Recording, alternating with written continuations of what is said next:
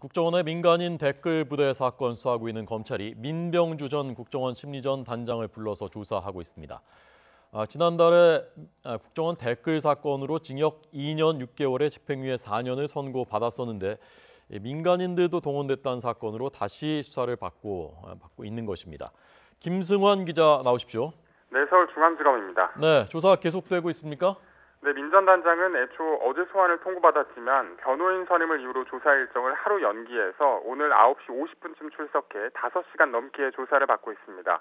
민전단장은 취재진의 쏟아지는 질문에 검찰 조사에 성실히 임하겠다는 말만 반복한 뒤 청사 안으로 들어갔습니다.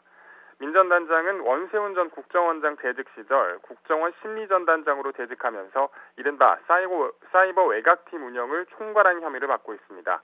검찰은 민간인 댓글 부대의 최종 윗선으로 원세훈 전 국정원장으로 보는 만큼 원 전 원장을 추가로 재판에 넘기기 위한 새로운 혐의 입증에 심혈을 기울이고 있는데요. 기존 공소 사실에는 포함되지 않았던 횡령이나 배임 혐의 적용 등을 검토하고 있는 것으로 알려졌습니다. 그래서 민전단장을 상대로 국정원 예산이 본래의 용도와 달리 민간인 댓글 부대에 흘러들어간 경위와 규모 등에 대해서 추궁하고 있는 것으로 보입니다.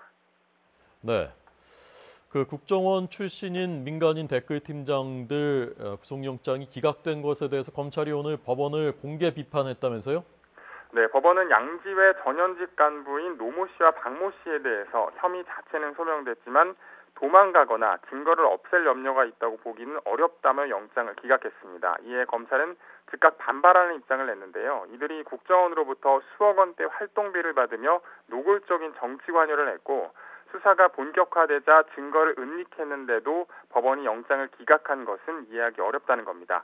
검찰은 여기서 그친 게 아니라 오늘 오전 최근 국정농단 사건과 중요 수사에서 구속영장을 잇따라 기각한 결정을 이해하기 어렵다며 법원을 작심 비판했습니다. 지난 2월 서울중앙지방법원에 새 영장전담 판사들이 배치된 뒤 주요 국정농단 사건과 핵심 수사의 구속영장이 예외 없이 기각됐다는 겁니다. 심지어 공판에 나오는 박영수 특검에게 폭력을 행사한 사람에 대한 구속영장뿐 아니라 통신과 계좌 추적 영장까지 기각해 공범 추적을 불가능하게 했다며 구체적 사례까지 들었습니다. 검찰 측은 이러한 결정들이 일반적인 영장전담 판사들의 기준과 대단히 다른 것으로 진실규명과 책임자 처벌이라는 검찰의 사명을 수행하기가 사실상 어렵게 됐다고 설명했습니다. 또 국민 사이의 법과 원칙 외에 또 다른 요소가 작용하는 것이 아닌가 하는 의구심이 제기돼서 결국 사법제도 자체에 대한 불신으로 이어질까 우려된다고 덧붙였습니다.